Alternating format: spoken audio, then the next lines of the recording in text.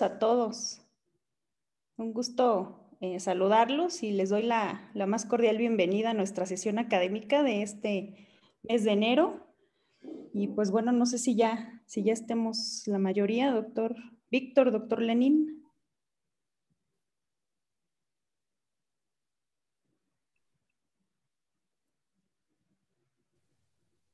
Sí, doctora, ayer me parece que están buen número de asistentes y también están ya los ponentes.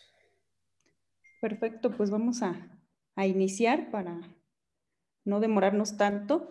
Y bueno, antes de continuar, pues quisiera darles la bienvenida a todos. Muchas gracias por acompañarnos en esta modalidad y también quiero presentarles, tengo el gusto de presentarles, contamos también con la presencia a nivel virtual de los socios fundadores de la Asociación de Médicos Familiares y Residentes del Estado de México.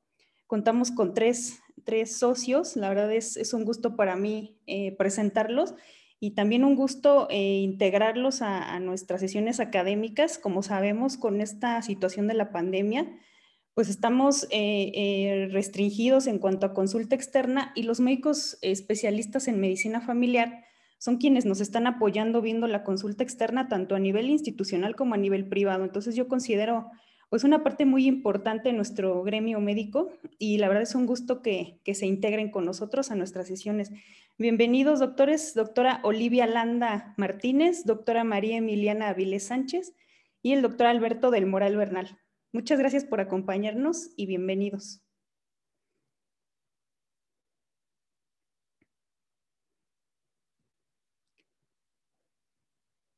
Y bueno, no sé si alguno de ustedes quisiera decirnos algunas palabras.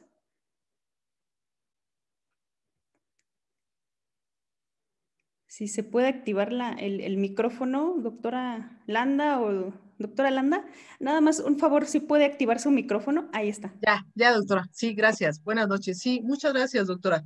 Sí, buenas noches a todos. Mi nombre es Olivia Landa Martínez. Soy la presidenta de la asociación, como bien dice la doctora, Asociación de Especialistas en Medicina Familiar y Residentes del Estado de México. Y doctora Beatriz Archundia y estimados compañeros pediatras, muchas gracias por la invitación a su sesión y muchas gracias por hacernos partícipes de todo esto. Muchas gracias. Es un honor y un privilegio, doctora. Gracias. Muchas gracias a ustedes, doctores. Y bueno, pues vamos a iniciar, pues deseando también que todos en casa se encuentren muy bien con sus familias, con esta situación que estamos viviendo ahorita. La verdad es muy complicado, pero bueno, vamos a continuar con nuestras sesiones a distancia con esta modalidad. Y de verdad deseo que todos en casa y en sus trabajos se encuentren muy bien. Y bueno, tengo el gusto de presentarles a nuestros ponentes. Tenemos al doctor Jaime Alfonso Ramírez Mayans. El doctor es médico especialista en pediatría con subespecialidad en gastroenterología y nutrición pediátrica. El doctor es egresado del Instituto Nacional de Pediatría y de la Universidad de Harvard. Es jefe de servicio de gastroenterología y nutrición en el Instituto Nacional de Pediatría, miembro de la Academia Mexicana de Pediatría y Academia Americana de Pediatría, así como también es vocal en la Sociedad Latinoamericana de Gastroenterología, Nutrición y Hepatología Pediátrica y miembro de la Sociedad Europea de Gastroenterología, Hepatología y Nutrición. Así como también es profesor y miembro del Comité Académico de la UNAM, investigador del Sistema Nacional de Salud. Bienvenido, doctor, y muchas gracias. También contamos con la presencia de la doctora Karen Rubí Ignorosa Arellano. La doctora es médico especialista en pediatría, con subespecialidad en gastroenterología y nutrición pediátrica, egresada de la Universidad de La Salle, así como también del Instituto Nacional de Pediatría, actualmente profesor de la Universidad La Salle Nutrición Clínica y adscrito al servicio de gastroenterología y nutrición del Instituto Nacional de Pediatría. Bienvenida, doctora. También tengo el gusto de presentar al doctor Alejandro Loredo Mayer. El doctor es especialista en pediatría, egresado del Instituto Nacional de Pediatría, subespecialista en gastroenterología y nutrición pediátrica, también en el Instituto Nacional de Pediatría. El doctor es maestro en ciencias, elaborado en el Reino Unido, así como también es colaborador en el diseño, ejecución y análisis en investigación en el Servicio de Gastroenterología y Nutrición del Instituto Nacional de Pediatría. Pues un gusto contar con su presencia. Bienvenidos y empezamos. Muy bien, muchísimas gracias, doctora Chundia, por la presentación. La verdad estoy sorprendido de la cantidad de gentes que están presentes en un día como estos, a pesar de la pandemia y a pesar de los pesares, pues. Es decir, me da mucho gusto y es estimulante poder estar con todos ustedes. Vamos a dar inicio, sin más preámbulos. Va a empezar el doctor Alejandro Loredo con la presentación de lo que es la microbiota, la importancia de los prebióticos. Gracias, doctora.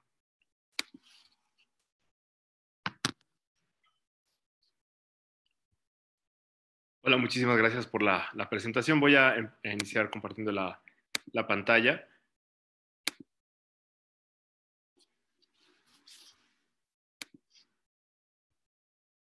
Sí, ya se ve.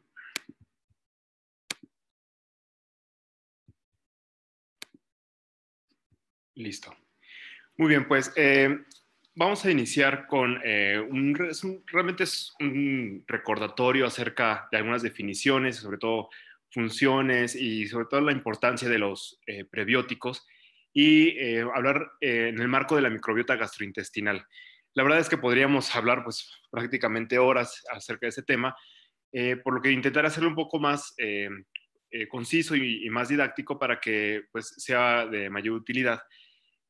Sobre todo el tema, pues, dando digamos, como la entrada hacia lo que es la entrada del tema de las fórmulas infantiles. Bueno, primero quiero iniciar, obviamente, con el mensaje de que decir que la leche humana es la mejor forma de nutrición en los primeros 2 años de vida. Eso es algo que siempre debemos de tener presente. Y bueno, iniciando con definiciones. Siempre hablar de microbioma, microbiota, muchas veces se utiliza como sinónimos o como equivalentes. Sin embargo, hay ciertos detalles que hay que poner en claro, porque pues también en algunos textos científicos, cuando se habla de uno u otro, es importante mantener en mente esto. El microbioma en sí, obviamente es toda la comunidad de todos los microorganismos que están en un hábitat. Principalmente se habla del microbioma en todo el cuerpo, por ejemplo, en toda una biomasa, digamos, pero que tiene características físico-químicas muy definidas y además que tiene ciertos componentes, digamos, en su totalidad, como carbohidratos, lípidos, péptidos y el ácido desoxirribonucleico. Es muy importante eso porque hablar del OMA quiere decir que vienen estas partículas tanto de algunos fosfolípidos o como todo este material genético que es importante, sobre todo para algunas funciones. A diferencia, por ejemplo, de la microbiota, que en este caso ya tendríamos que hablar. Además, en una relación, en una función, digamos, como una simbiosis, en una superficie específica del organismo, en este caso, la microbiota gastrointestinal, es de la que nos ocuparemos el día de hoy. Probióticos, esta palabra ustedes los han escuchado bastante, ya se utilizan y pueden estar muy familiarizados con estos. Sin embargo, es importante mantener o tener en mente que son microorganismos vivos, efectivamente, y que se administran en cantidades adecuadas, pero que confieren un beneficio para la salud del huésped. Quiero hacer hincapié en esta última frase porque evidentemente nosotros podemos encontrar probióticos hasta en el shampoo, ¿no? O lo podemos encontrar en yogurts o demás que se comercializan así. Sin embargo, la evidencia que tienen algunos o que se puede postular hacia algún beneficio no siempre es contundente. Entonces es importante que nosotros analicemos eso de forma crítica. Los prebióticos, estos se refieren a compuestos no digeribles, principalmente son carbohidratos que de alguna forma van a entrar al metabolismo microbiano, que se van a fermentar y que esto va a estimular de manera selectiva el crecimiento y la actividad en el número de especies, géneros bacterianos de la microbiota, es decir, de esos microorganismos que están en relación con una superficie. Simbióticos, esto se refiere a la unión de estos dos, que son productos que contienen probióticos y prebióticos, y un posbiótico, que es algo que se ha agregado al glosario últimamente, que son productos que ya son secretados por las bacterias o que han sido liberados por lisis bacteriana y que evidentemente van a tener también alguna función.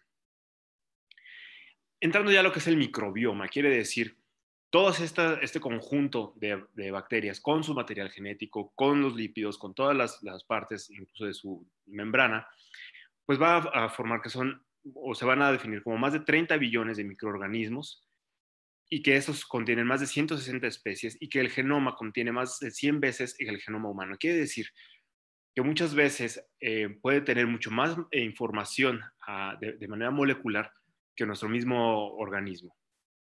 Además, hay 10 veces más bacterias que células en el cuerpo, y eso se refiere a que son 10.000 millones de estas. Ahora, específicamente hablar del microbioma gastrointestinal. Vamos a ver que en el estómago son 103 bacterias por mililitro del contenido gástrico, en el intestino delgado son 104 a 106 y en el colon son 1012 bacterias. Si ustedes se dan cuenta, no hay un segmento del tracto gastrointestinal que esté libre de bacterias. Evidentemente, como ustedes pueden ver en el cuadro, se van a dividir o se van a hacer más específicas unas en otras. Y esto es muy importante porque no solamente es la cantidad, sino también las características cualitativas de esas bacterias que van a hacer que todo nuestro organismo trabaje de manera adecuada. Nosotros conocemos, por ejemplo, algunos en gastroenterología, algunos términos, por ejemplo, como contaminación o como disbiosis, que la primera se refiere más bien como a la presencia de algunas bacterias que deberían estar en un segmento y que no lo están, es decir, por ejemplo, pudieran estar en el intestino delgado cuando realmente deben estar en el colon, y la disbiosis, que es la ruptura precisamente de este equilibrio en el número de las bacterias. Y que bueno, eso nos va a repercutir de manera negativa en algunas patologías. Ahora, de manera muy general, ¿qué factores pueden afectar en el desarrollo de la microbiota? Evidentemente, cualquier actividad, cualquier detalle o cualquier cambio en el ser humano va a repercutir en el desarrollo de la microbiota. Por ejemplo, obviamente desde el seno materno, desde el útero, vamos a tener ya cambios importantes, y eso nosotros lo conocemos como el matroambiente, es decir, todas las características maternas que van a repercutir en el desarrollo de estas bacterias. Evidentemente, la forma de nacimiento, como ya sea por vía cesárea o de manera vaginal, esto va a ser, digamos, como que un sello al inicio de la vida. Sin embargo, es importante aclarar que antes se conocía o se creía que, por ejemplo, que el haber nacido por cesárea, pues ya era digamos, como una sentencia, ¿no? Que ya tenía cierta microbiota, ¿no? Y no, la verdad es que muchas veces puede tardar más la colonización, pero por ejemplo, si hay lactancia o no, o el acercamiento a la mamá o no, que bueno, evidentemente se puede restablecer esta microbiota gastrointestinal, pero de inicio obviamente que sí va a repercutir.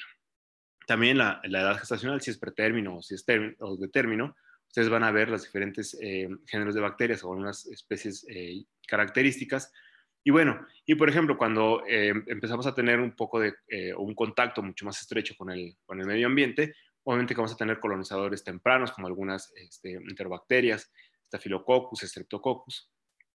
La forma de alimentación, evidentemente, a lo largo de toda nuestra vida, va a ir modificando nuestra microbiota. Por ejemplo, hay muchos estudios epidemiológicos donde se han visto que dependiendo, por ejemplo, del país y evidentemente por el tipo de dietas, que va a haber variaciones muy importantes en la microbiota. Y bueno, finalmente vamos a ver que ya digamos al final de la infancia o el inicio de la adolescencia, se empieza ya como a dirigir a la microbiota gastrointestinal normal, con un predominio de firmicutes y de bacteroidetes, y con una disminución en las protobacterias y actinobacterias, para llegar finalmente a una microbiota del adulto. Entonces, sí podemos ver que aquí el mensaje más importante es que, bueno, evidentemente los primeros 1000 días, por ejemplo, siento que en todos, prácticamente nosotros como pediatras, pues está presente, digamos, está siempre este mensaje de los primeros 1000 días de cómo va a forjar, de cómo va a ir moldeando a la microbiota gastrointestinal, pero también no dejar fuera los factores ambientales, nutricionales y sociales. Bueno, hablar de las funciones de la microbiota gastrointestinal, la verdad es que son muchísimas. Quise poner aquí, digamos, las que tienen más evidencia. Sin embargo, Probablemente el día de mañana se descubran otras diferentes. Eso siempre va a ser muy dinámico. Pero bueno, hablando de de lo básico, digamos, o de las que más han sido estudiadas, por ejemplo, que son en un principio, se descubrió la producción y la absorción de algunas vitaminas, como la vitamina K, la vitamina B9, B12, ácido fólico, ácido pantoténico y biotina. Evidentemente esto como, digamos, como los postbióticos, que es decir, que ya son producto de degradación o producto de metabolismo de algunas bacterias. Y también, bueno, las bacterias entran en juego en la digestión, el metabolismo de ácidos biliares, como conjugando bilirrubina a urobilinógeno y la formación de ácidos biliares primarios en secundarios. También forma parte de la barrera intestinal. Esto, bueno, ustedes ya lo conocen bastante bien, que tiene una función de protección, una función inmunomoduladora al momento de ser digamos, como un presentador ante algunas células que van a procesar algunos segmentos, por ejemplo, de otros patógenos. Y también, bueno, el principio más básico, que es la competencia, por ejemplo, que evidentemente si hay colonias de bacterias que ya están bien establecidas, van a evitar la implantación de algunas otras bacterias. Algo muy importante es la coordinación del eje cerebro-intestino, que voy a hablar un poquito más adelante. Y bueno, y también participa en la adquisición de tolerancia oral y desarrollo del tejido linfoide asociado al intestino. Y esto es lo que les comentaba, que muchas de estas bacterias también producen algunos inmunomoduladores para fomentar la tolerancia oral. Es decir, la tolerancia oral es la ausencia de una respuesta inmunológica ante algunas partículas de proteínas, algunos aminoácidos o algunos otros macromoléculas, evidentemente para no detectarlas como si fueran extrañas. Bueno, esta imagen resume lo que es el eje cerebro-intestino. Es un sistema que está íntimamente regulado, que tiene una comunicación bidireccional, en el que el cerebro evidentemente es como el maestro, en primer lugar, en el que, si ustedes se dan cuenta, hay algunos factores, por ejemplo, como comportamientos sociales, incluso el estrés, por ejemplo, que van a generar algunos neurotransmisores y también algunas hormonas que van a influir directamente hacia el intestino. El intestino también es el segundo cerebro, podemos así decirlo, donde es una extensión de muchas células neuronales que van también a despertar respuesta. Pero aquí quiero hablar directamente hacia lo que es las bacterias o la microbiota. Estas bacterias pueden fungir como tal, como un órgano, porque tienen conexiones muy estrechas, se comunican entre sí. También reciben mensajes, por ejemplo, directamente ya sea del sistema nervioso o del sistema nervioso entérico, y van a producir también algunas otras moléculas a manera de respuesta, por ejemplo, como algunos metabolitos neuroactivos, ácidos biliares, ácidos grasos de cadena corta, y esto van a tener o a ejercer alguna función, por ejemplo, en la motilidad intestinal, o también en una retroalimentación directamente hacia el intestino o directamente al cerebro. Y eso quiere decir que, pues, no solamente nosotros pensamos que nosotros tenemos el control, digamos, como de nuestra propia fisiología, pero realmente incluso hay bacterias que pueden estar modificando también incluso nuestro comportamiento. Hay mucha literatura, por ejemplo, hace cerca de 10 años, donde se hablaba, por ejemplo, de los cambios de la microbiota en pacientes, por ejemplo, con depresión, o en pacientes con, por ejemplo, con trastornos de déficit de atención también, y muchas otras alteraciones neurológicas. También es muy importante mencionar que, bueno, la microbiota es uno de los temas más difíciles de indagar, porque evidentemente no sabemos qué fue primero, si el huevo o la gallina, ¿no? Porque muchas veces, bueno, no sabemos si esto puede ser un efecto modificador de la misma enfermedad, o bien que haya sido como una respuesta a la misma. Bueno, y les había hablado hace unos momentos de la disbiosis, y es decir, esta ruptura del equilibrio de la microbiota, y es un cambio o perturbación de la composición o estructura de estas comunidades bacterianas que nosotros consideramos como comensales en individuos sanos. ¿Cuáles son los mecanismos por los que se da? Pues es una pérdida de microorganismos benéficos y la pérdida de diversidad microbiana. Hace unos años la microbiota se estudiaba tipificando, digamos, como la presencia de algunas bacterias, ¿no? En específico. Sin embargo, y esto es gracias, por ejemplo, a algunas materias como la ecología, que ya se han introducido otros términos, por ejemplo, como la diversidad microbiana, es decir, hay algunas formas de medir de forma cuantitativa a la diversidad de microorganismos, y esto es a través de gráficas, por ejemplo. Entonces ahora se entiende que no solamente es la cantidad, no solamente es como el predominio de algún tipo de bacteria, sino más bien la diversidad de esto, lo que va a marcar la salud de un individuo. ¿Cuáles son las causas por las que se puede dar esta ruptura? Por ejemplo, la genética del huésped. Puede haber algunos pacientes que puedan tener alguna predisposición al desarrollo de algún tipo de colonias en específico. El sistema inmune también. Nosotros sabemos que, por ejemplo, lo que estudiamos, las enfermedades inflamatorias intestinales, estas están relacionadas muy estrechamente, y bueno, puede haber de repente una respuesta aberrante a algunos microorganismos y esto, o algunas partículas de microorganismos, y esto evidentemente pues desatar una respuesta inflamatoria bastante severa. El estado de la mucosa intestinal, por ejemplo, ante posterior a una gastroenteritis, cuando se rompe esta impermeabilidad o esta permeabilidad selectiva del intestino, pues que también se va a ver afectada. La dieta es algo muy importante, de hecho es uno de los factores que más pueden modificar a la microbiota gastrointestinal y que precisamente hace muy difícil que podamos estudiar a la microbiota, por ejemplo, en poblaciones, porque obviamente es casi imposible estandarizar una dieta para una mayor cantidad de individuos.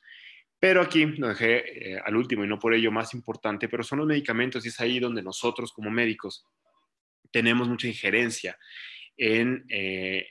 digamos, de forma iatrogénica muchas veces causar esta disbiosis. Y aquí deberíamos de subrayar los antibióticos, los inhibidores de la bomba de protones y los antiinflamatorios no esteroideos. Estos son medicamentos que evidentemente nosotros podemos hacer un sobreuso o un mal uso, y que muchas veces vamos a afectar de manera negativa no solamente al número, sino también a la diversidad, y que esto pues va a predisponer a la generación de algunas enfermedades. ¿Qué consecuencias? Bueno, aquí les puse, digamos, como por aparatos y sistemas, pero por ejemplo, en primer lugar, las consecuencias gastrointestinales, que es el síndrome de intestino irritable, la enfermedad inflamatoria intestinal y el sobrecrecimiento bacteriano intestinal. Las hepatobiliares, por ejemplo, la enfermedad hepática de esteatosis no grasa, hepatitis autoinmune o cirrosis, algunas enfermedades metabólicas que también se han asociado a esta pérdida del equilibrio, como la obesidad, el síndrome metabólico, la diabetes mellitus, cardiovasculares como la aterosclerosis, la hipertensión arterial, enfermedades infecciosas como la infección por Helicobacter pylori, o, por ejemplo, algunos patógenos que pueden ser, que son comensales, pero que ante la ruptura de este equilibrio, pues pueden ser oportunistas, como Clostridium difficile. Algunas enfermedades oncológicas, como el cáncer gástrico, esto asociado evidentemente al Helicobacter pylori, el cáncer colorectal, el cáncer hepatocelular, que si bien todavía no se ha dibujado bien esta secuencia de causa y efecto, sin embargo, sí se ha visto que en estas enfermedades oncológicas sí hay una alteración de la microbiota. Las enfermedades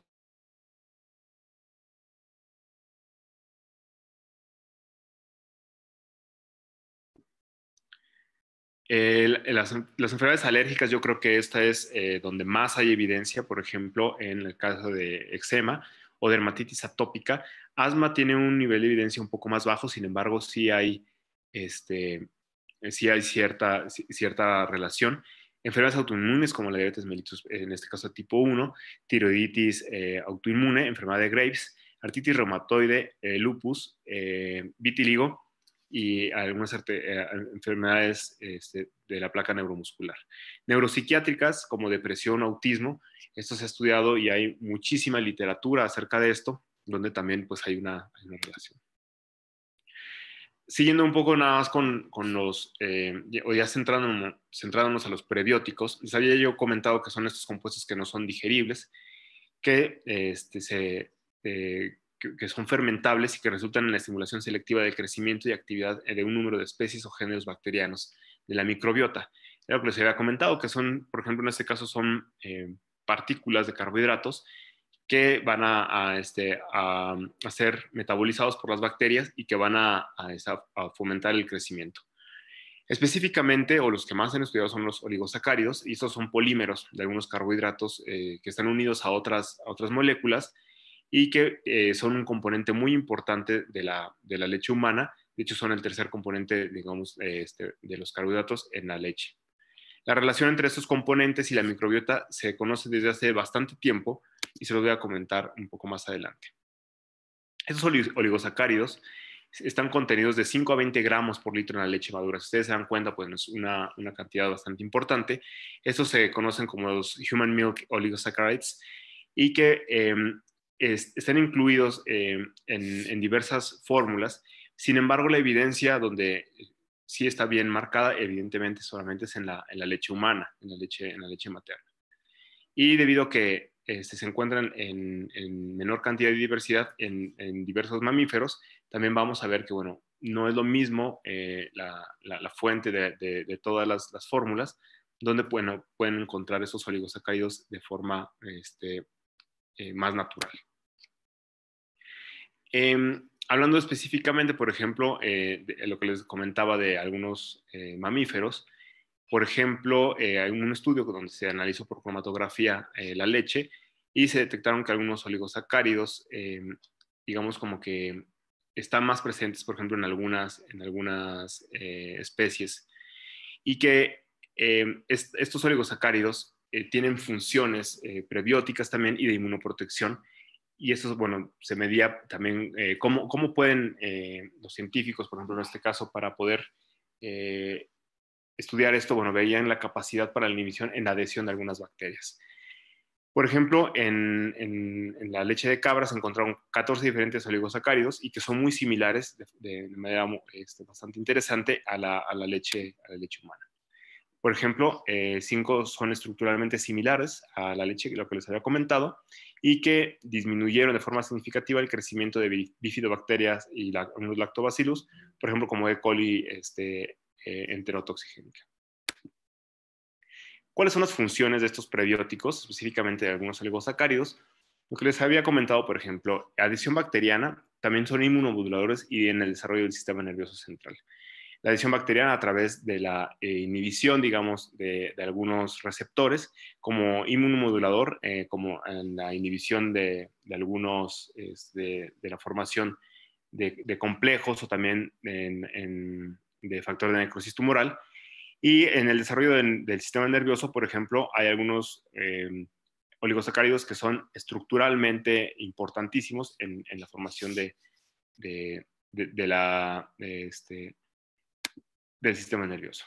Finalmente, les quería compartir este artículo. Es interesante porque, bueno, se vio, por ejemplo, que los pacientes con COVID, una enfermedad grave por COVID, tenían alteraciones en la microbiota y esto se había roto este equilibrio. Y bueno, específicamente se vio que eran los pacientes que tenían, por ejemplo, elevación importante del dímero D o de la PCR. Y bueno, esto todavía no se sabe realmente cuál es el efecto o si es realmente como un reflejo, pero estos cambios fueron muy importantes. Y bueno, solamente como comentario, pues también evidentemente ahora los cambios, por ejemplo, en el aseo de las manos y demás, eso seguramente va a modificar importantemente nuestra microbiota. Ahora seguiremos con la composición de la fórmula infantil. Hola, buenas noches a todos. Un gusto estar el día de hoy aquí con ustedes. Pues bueno, en este momento vamos a hablar como de las características y de todos los beneficios de la fórmula infantil cabrita.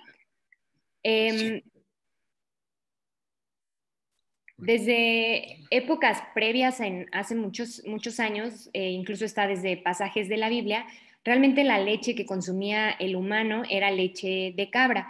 E incluso está descrita en los Proverbios 27 que Abraham se refiere a esta leche como el alimento completo y un alimento ideal para los seres humanos. Para fines de esta plática, pues nos vamos a referir como a la FIC, a la fórmula infantil a base de leche de cabra. Sabemos que la leche de cabra se consume en todo el mundo, sin embargo hay países donde que su consumo es mayor comparados a otros. Esto pasa principalmente en Asia y en los países de Oriente, y donde este consumo es mucho más elevado. También a veces es importante hacer estas aclaraciones y las veremos con las características de la fórmula, pero como tal, a pesar de ser una fórmula infantil hecha a base de leche de cabra, esta fórmula no contiene ningún olor o sabor desagradables, como a veces pudiera llegar a pensar y que incluso pudiera llegar a ser un rechazo para darle oportunidad a esta forma. La que sigue, por favor.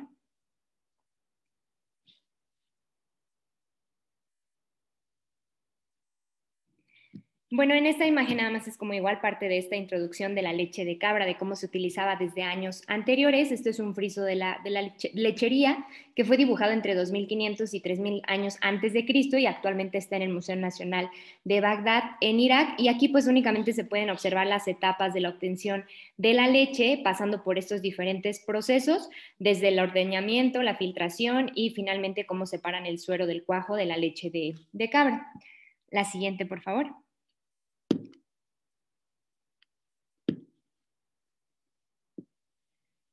Bueno, ya entrando como tal propiamente las características de esta fórmula infantil que está hecha a base de leche de cabra, es importante nada más tomar en cuenta que puede llegar a tener ciertas diferencias en cuanto a macronutrientes si comparamos la leche de cabra, la leche de vaca y la leche humana, que sabemos que es el estándar y la referencia para el tipo de nutrición de los niños. Realmente estas diferencias son, hablando en términos generales, de leche. Estos macronutrientes, estos porcentajes, los vamos a ver más a detalle porque son los que finalmente nos interesan, cómo están ya compuestos en la fórmula infantil de leche de cabra. La que sigue, por favor. En el caso de las proteínas, es el primer macronutriente del cual vamos a empezar a hablar. La fórmula infantil de cabra proporciona una cantidad adecuada de proteína con la cual los niños van a obtener un crecimiento adecuado. Está contenido en la FIC 1.4 gramos por 100 mililitros de proteína. Y esta es una de las ventajas que es muy importante tener en cuenta en la parte de las proteínas, ya que tiene una proporción similar a la que tiene la leche humana, es decir, tiene una proporción de 60-40 hablando de las proteínas del suero contra las proteínas de caseína.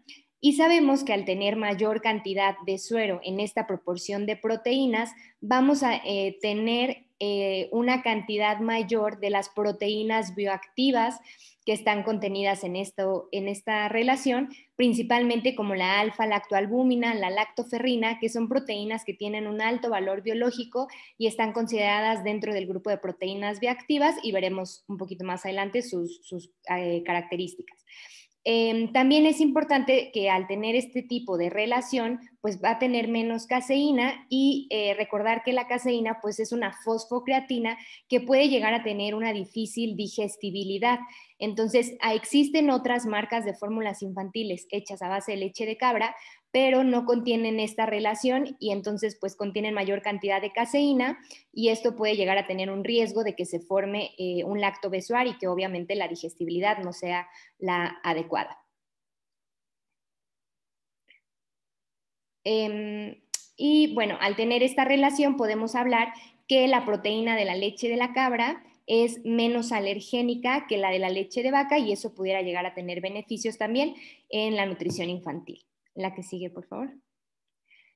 Bueno, esto es hablando de esta relación de la proporción suero-caseína, que es importante tenerla en cuenta, pues al tener esta relación hacemos que sea lo más similar a la leche materna y que tenga estas ventajas a nivel de digestibilidad al tener esta relación conservada.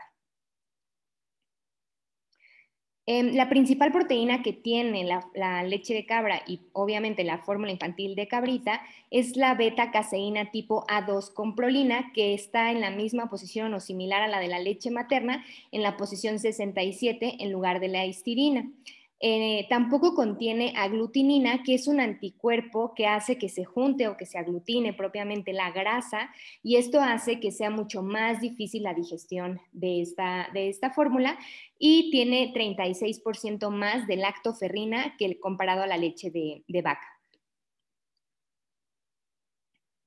Hablando en este perfil de caseínas, este es otro punto muy importante a tomar en cuenta y a resaltar de la fórmula infantil cabrita, porque como vemos en esta imagen, la leche de cabra contiene un nivel más bajo de alfa S1 caseína, que es el recuadro que vemos en rosa, comparando la leche de cabra con la leche de vaca.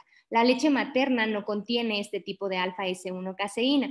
La leche de cabra tiene una cantidad menor comparada con la leche de vaca, y al tener esta menor cantidad de alfa S1 caseína, tiene como resultado que se forme un cuajo mucho más suave y más fácil para poder descomponer durante la digestión de los niños, y al tener una mejor digestibilidad podremos evitar que los niños tengan muchos de estos trastornos gastrointestinales que se presentan muy comúnmente en las primeras etapas de la vida. De estas características que veníamos hablando de la fórmula infantil cabrita, como les comentaba, contiene una mayor cantidad de lactoferrina. La lactoferrina es una proteína bioactiva que está en un 10 a 15% de las proteínas de la leche materna, y tiene muchas funciones a nivel de favorecer la absorción de hierro. Tiene también factor de crecimiento y proliferación de la mucosa intestinal, y tiene un efecto tanto antimicrobiano, antiviral y antiinflamatorio. La cantidad en la que se contiene la lactoferrina en la leche materna en el calostro es mayor, de 5 hasta 6.7 miligramos por mililitro, y esta va disminuyendo conforme va avanzando la composición de la leche materna.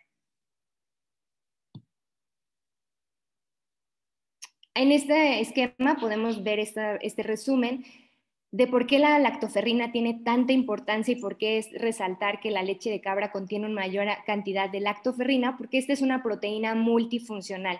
Como podemos ver, tiene función en mejorar la absorción de hierro, tiene un efecto bacteriostático, bactericida, favorece la degranulación de neutrófilos y tiene efectos antiinflamatorios tanto directos como indirectos, que finalmente pues tienen también todo este beneficio en la parte del sistema inmunológico. Dentro de su actividad bactericida, pues nos puede ayudar también contra todo este tipo de bacterias a nivel intestinal, favoreciendo esta actividad bactericida gracias a la lactoferrina. Dentro de la parte de proteínas, es importante tomar en cuenta este estudio que fue hecho por el grupo de Ausnutria, y donde se estudió la digestibilidad que tiene la proteína en la fórmula infantil cabrita. En este estudio el objetivo fue comparar esta digestibilidad tomando como parámetros tres aspectos: la proteína en la fórmula infantil de leche de cabra, que fue cabrita la que se utilizó, y fórmula infantil a base de leche de cabra y leche materna como referencia.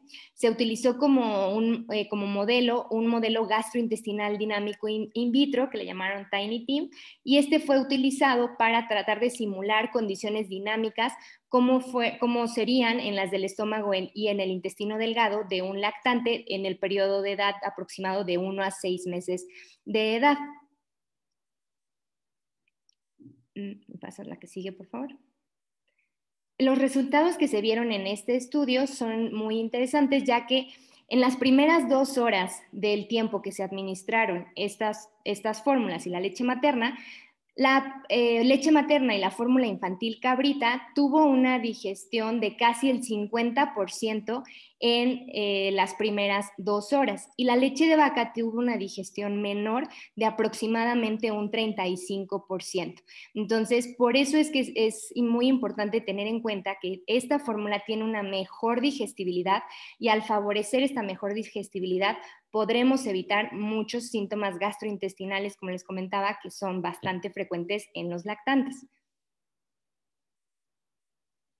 Entonces, estas son las principales conclusiones de este estudio Tiny Tim, que fue este estudio in vitro donde se simularon estas condiciones.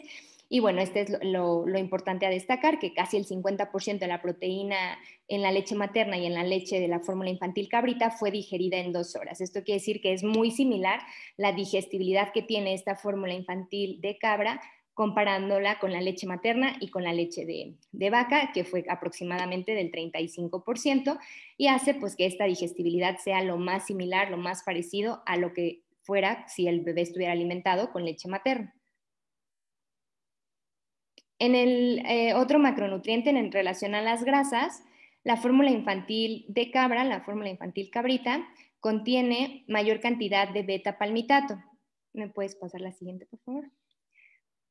Que tiene mayor cantidad de este ácido palmítico en posición SN2, que es el llamado o conocido como beta-palmitato. ¿Y por qué es importante que esta fórmula infantil cabrita contenga mayor cantidad de este ácido graso? Sabemos que hasta el 98% de los lípidos que están en la leche humana se encuentran en forma de triacilgliceroles, en los que los ácidos grasos saturados y no saturados se van a unir a este esqueleto de glicerol. El ácido palmítico es el principal ácido graso saturado en la leche humana y representa aproximadamente del 20 al 25%. De este ácido palmítico, del 60 hasta un 86% se va a esterificar en la posición SN2 y es ahí como obtiene su nombre del beta-palmitato. Existen algunas fórmulas infantiles que contienen este ácido palmítico unido en la posición 1 y en la posición 3. Entonces es importante ver estas características o estas diferencias de que las fórmulas contengan la esterificación en la posición SN2. ¿Me pasas la que sigue, por favor?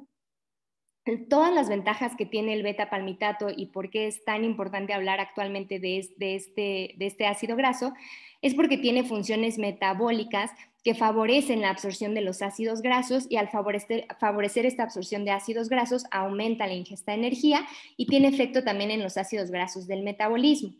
Hace o disminuye la formación de los jabones y eso se ve traducido en que hay una mejoría en la consistencia de las evacuaciones del bebé, absorbe mejor el calcio y hace que sea una mejor formación en la matriz ósea, pero también tiene efectos positivos en el microbioma intestinal, como ya lo comentaba el doctor Loredo, la importancia de este microbioma, y al tener estos efectos positivos vamos a obtener también efectos de inmunomodulación, efectos antiinflamatorios y algo que es bastante bueno, que puede llegar a disminuir el tiempo de llanto, aumentar el tiempo de sueño, al mejorar estas consistencias de las evacuaciones de los bebés, disminuyendo la formación de los jabones de calcio.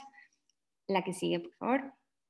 Con esta imagen podemos ver esta gran importancia de que las fórmulas contengan este ácido graso esterificado en la posición SN2, ya que se absorbe mejor el calcio, se disminuye esta formación de jabones y las evacuaciones van a ser mucho más blandas y más suaves, de tal manera que pues, el bebé va a tener menos molestias también gastrointestinales, disminuyendo el tiempo de llanto y aumentando el tiempo de sueño. La que sigue, por favor. Otras de las ventajas del beta-palmitato es que en algunos estudios se ha demostrado que el consumo de fórmulas con alto contenido del beta-palmitato hace que se modifique la microbiota gastrointestinal y puede llegar a ser muy similar a los niños que están alimentados únicamente con leche materna. Y esto se traduce o se ve reflejado en que aumenta el número de lactobacilos y de bifidobacterias. Al mejorar también esta composición de la microbiota, nuevamente influye en disminuir el llanto en las primeras semanas de vida. La que sigue, por favor. En este estudio, lo que comparan es esto, que las fórmulas infantiles que tienen mayor cantidad de beta-palmitato comparados con fórmulas infantiles que no contienen esta cantidad de beta-palmitato, tienen una menor disminución de llanto y esto es más similar o lo más parecido al consumo de niños que están consumiendo leche materna. ¿Me pasas la que sigue, por favor? Entonces, en esta gráfica podemos ver las fórmulas en el primer gráfico, en la primera barra, son las fórmulas infantiles que tienen un bajo nivel de beta-palmitato y la duración del llanto en minutos al día es mayor, diferente a lo que vemos en las fórmulas que tienen un alto nivel de beta-palmitato que disminuye el tiempo del llanto y es muy similar a lo que se obtendría si el bebé estuviera alimentado únicamente con leche materna. Esto es, pues, todos estos beneficios que vimos, que se mejoran las consistencias de las evacuaciones y eso también disminuye este tiempo de llanto. La que sigue, por favor. Aparte, en la otra mejoría que tienen al consumir estas fórmulas con alto nivel de beta-palmitato es pues esta consistencia de las evacuaciones, que nuevamente podemos ver que los niños que consumieron una fórmula infantil con alto nivel de beta-palmitato tienen un porcentaje menor de evacuaciones duras, a diferencia de los niños que estuvieron consumiendo la fórmula infantil con bajo nivel de beta-palmitato. La que sigue, por favor. Dentro de las grasas, otro apartado que también es importante tomar en cuenta es el caso de los omegas, DHA y ARA. En la fórmula infantil Cabrita están agregados estos ácidos grasos para simular el perfil de la leche materna. La cantidad que contiene de DHA es de 100.6 miligramos por 100 gramos y de ARA de 110.7 miligramos por cada 100 gramos. Esto equivale al 0.8% total de las grasas. Desde el año pasado, en Europa ya es un ingrediente obligatorio en todas las fórmulas infantiles y la recomendación es que mínimo cumplan del 0.3 al 0.5% de los ácidos grasos totales de las fórmulas infantiles. Entonces vemos que en esta fórmula obtenemos todavía un poco más de esta cantidad de DHA y ARA contenida en la fórmula infantil de Cabra. La que sigue, por favor. Finalmente, en el apartado de los macronutrientes de hidratos de carbono, la principal fuente de hidratos de carbono en la leche materna y en la fórmula infantil es la lactosa y su valor promedio se encuentra en 4.1 gramos por 100 gramos de leche, que es muy similar a lo que está contenido en la leche de vaca. La que sigue, por favor. La leche de cabra posee un contenido muy bajo en lactosa de aproximadamente 1 a 13% menos que la leche de vaca y 41% aproximado menor a la leche humana. Al estar utilizada esta lactosa en las fórmulas infantiles, se va a ajustar a los requerimientos del Códex Alimentarium y aquí en México se ajusta también a la regulación mexicana en cuanto a fórmulas infantiles, que está de acuerdo a la norma oficial mexicana 131. En cantidad de lactosa, la fórmula infantil de Cabrita contiene aproximadamente 6.9 gramos de lactosa en cada 100 mililitros. La que sigue, por favor. Como ya comentó el doctor Loredo, toda la importancia de los oligosacáridos, las fórmulas infantiles a base de leche de cabra contienen una cantidad importante de oligosacáridos y eso hace que tengan un perfil muy similar a lo que está contenido en la leche humana. Entonces, eso lo hace una buena opción en la nutrición infantil por todos estos efectos benéficos que ya comentamos que pudiera tener los oligosacáridos. La que sigue, por favor. En esta imagen podemos ver representados estos niveles más altos que están contenidos en la leche de cabra comparada con la leche de vaca, que pueden llegar incluso a ser de 4 a 10 veces más altos en la leche de cabra, a diferencia o en comparación con la leche de vaca, que es muy menor la cantidad que contiene de oligosacáridos. La que sigue, por favor. Y en el caso de las fibras prebióticas, la fórmula infantil Cabrita contiene y está fortificada con fibras prebióticas, que en este caso son los GOS. La importancia de estas fibras prebióticas es que van a estimular el crecimiento y la actividad de las bacterias en el intestino y eso va a favorecer que los bebés tengan una microbiota intestinal mucho más saludable y así obtener todos los beneficios que ya platicamos que tiene la microbiota intestinal. Al estar contenidas y favorecer esta estimulación y el crecimiento de la actividad de las bacterias en el intestino, va a tener también influencia en el sistema inmunológico y también va a mejorar y a promover un tránsito intestinal más acelerado en los lactantes. En el caso de los nucleótidos, la fórmula infantil de cabra contiene niveles elevados de nucleótidos. Como recordatorio, pues los nucleótidos son pequeñas moléculas orgánicas importantes para muchos procesos biológicos en el cuerpo, por ejemplo, bloques de construcción de ADN para transferencia de energía, recuperación de tejidos, de funciones importantes en el tracto digestivo y en el sistema inmunológico. y estos nucleótidos son producidos por el cuerpo humano, pero podrían ser un factor limitante para los lactantes que están en fases de rápido crecimiento y de desarrollo celular mejorado. Entonces, la leche humana contiene niveles altos de nucleótido y eso sugiere que son fisiológicamente relevantes por la importancia y en dónde participan estos nucleótidos. Y se hizo un estudio donde resultó que la adición de los 5 tipos existentes de nucleótidos a algunas fórmulas infantiles pudiera tener estos beneficios similares a los que están obtenidos también en la leche humana. La que sigue, por favor. En el caso de cabrita también se hizo un estudio para conocer los niveles de contenidos de nucleótidos en la fórmula infantil de leche de cabra y el método que se utilizó fue que se hizo este método analítico de cromatografía líquida combinada con detección UV para poder encontrar y determinar la cantidad de niveles que contiene la fórmula infantil de cabra de nucleótidos comparada con la leche de vaca. La que sigue, por favor. Y lo que se encontró es que la fórmula infantil de cabra tiene niveles elevados de nucleótidos desde 4 a 5 veces más altos si los comparamos con las fórmulas infantiles a base de leche de vaca.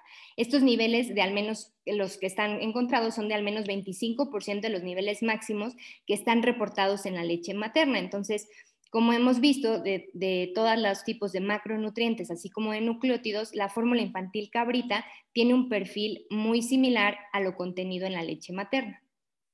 La que sigue, por favor. Y para finalizar, el doctor Jaime Ramírez nos hablará de otro estudio de la fórmula infantil cabrita. Muy bien. Antes de pasar a las conclusiones en cuanto a la fórmula infantil, yo quisiera enfatizar algunos puntos de los que presentó el doctor Alejandro Loredo. Uno, se dieron ustedes cuenta de que habló de que tenemos 10,000 millones de bacterias. Me preguntaría yo, ¿qué somos? ¿Homo sapiens u Homo bacteria? El peso de la microbiota en total representa 3 kilos de nuestro peso corporal. La verdad es que el mayor riesgo que tenemos es el uso indiscriminado de antibióticos para provocar lo que Loredo comentaba como una disbiosis. Pasando ya al punto importante de las conclusiones de la fórmula infantil, me voy a permitir comentarles algunos aspectos. Este es un estudio precioso. Yo no conozco que haya muchos estudios en cuanto a las fórmulas infantiles, me refiero. Y este estudio habla precisamente de que fueron invitados 30,000 niños, de ellos respondieron 1,349 y se hizo una muestra analítica de 951. ¿Cuál fue la conclusión? A mí me parece una conclusión muy importante, que los niños alimentados con la fórmula infantil de cabrita mostraron, fíjense bien, crecimientos similares, patrones de crecimiento similares a los observados con la leche materna. Esto me parece a mí verdaderamente fantástico. La siguiente. La fórmula infantil de leche de cabra podremos considerar entonces que surge como una buena alternativa en la nutrición infantil, generando, como decía yo, patrones de crecimiento similares a los niños alimentados con leche humana. No solo proporciona los nutrientes adecuados, sino que además tiene factores de protección. La siguiente. Contiene además una proporción que es muy importante, ya lo decía la doctora Karen, de 60-40, similar a la leche materna, lo que permite que las proteínas del suero tengan la cantidad adecuada de proteínas bioactivas como alfa-lactoalbúmina, lactoferrina. No es fácil tener esta proporción y en otras circunstancias, yo no sé si habrá médicos por ahí que se acordarán de los lactobesuares que se provocaba cuando las fórmulas eran a la inversa, que tenían mayor cantidad de caseína. Tiene una proteína de más fácil digestibilidad, tiene un perfil completo de aminoácidos. Y finalmente, comentarles algo lo que a mí me parece interesante, que es el sistema SPIC. Lo podemos considerar como el sistema protector inmunológico de cabrita, integrado por las proteínas. Las proteínas que están contenidas en la fórmula infantil de cabra y la leche de cabra, pues, son proteínas menos alergénicas que las de la leche de vaca. Los lípidos, pero a pesar de eso, no está, como lo ven ustedes abajo, indicada el uso de la fórmula en alergia a la proteína de la leche de vaca. Los lípidos, ya habló suficientemente Karen acerca de la importancia del beta-palmitato, de tener disminución del tiempo de llanto. ¿Quién, como nosotros como pediatras, no vamos a buscar eso? Los oligosacáridos, es importantísimo, es un sistema de defensa o de protección inmunológica adecuado. Finalmente, los nucleótidos. Bueno, ya para finalizar, insistir en que no es, a pesar de que es la proteína de la leche de cabra es menos alergénica, no está indicada en alergia a la proteína de la leche de vaca, ni tampoco en intolerancia a la lactosa. Muchas gracias. Pasamos a preguntas y comentarios. Así es, si tienen alguna duda, comentario, pregunta, por favor háganoslos saber a través de nuestro chat. Y le agradezco a los doctores, al doctor Ramírez, principalmente por coordinar y por esta brillante participación de los tres doctores. Muchas gracias por su participación, doctor. A ti muchas gracias. Los invitamos a que nos comenten si hay dudas, preguntas. Bueno. Me parece que no. Alguien, ya sea en el chat o levantando la mano. ¿Dudas, comentarios? Pues creo que no. Pues agradecemos también al Laboratorio Ausnutria y a Jorge Villegas por este apoyo para llevar a cabo esta sesión académica.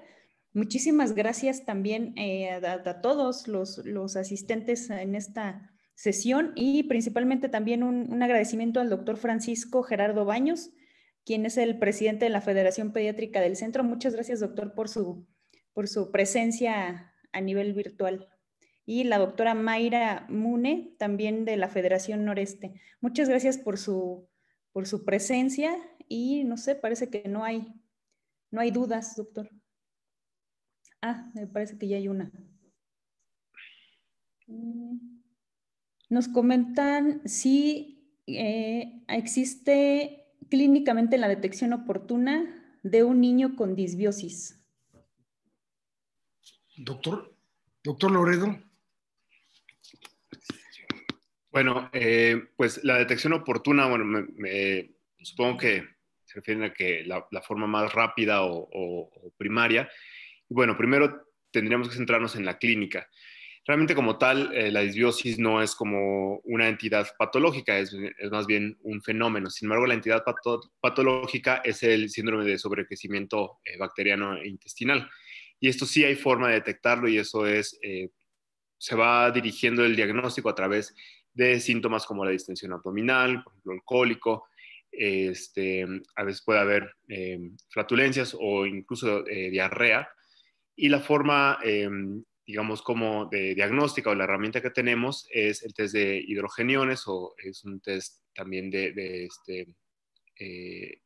hidrógeno exhalado a través de la ingesta de algunos carbohidratos y esto se mide a través de un aparato que vamos a estar midiendo la producción de hidrógeno.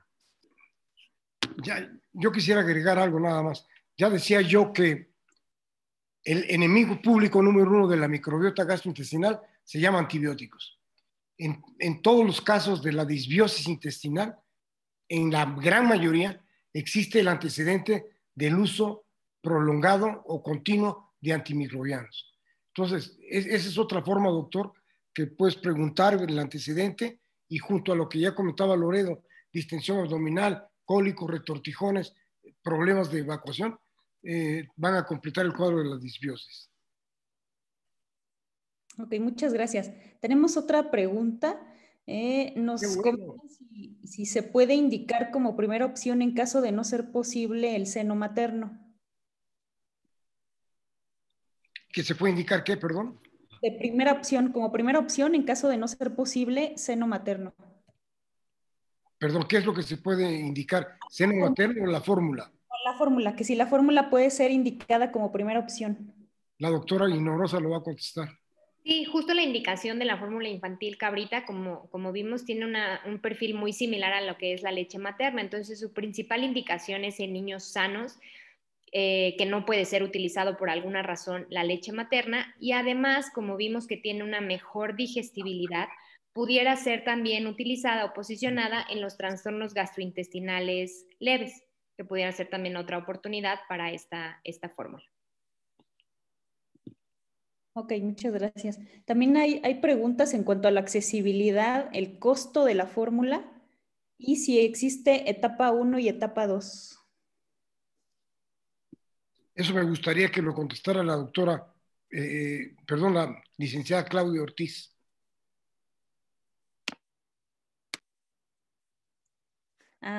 Si puede activar su micrófono, por favor.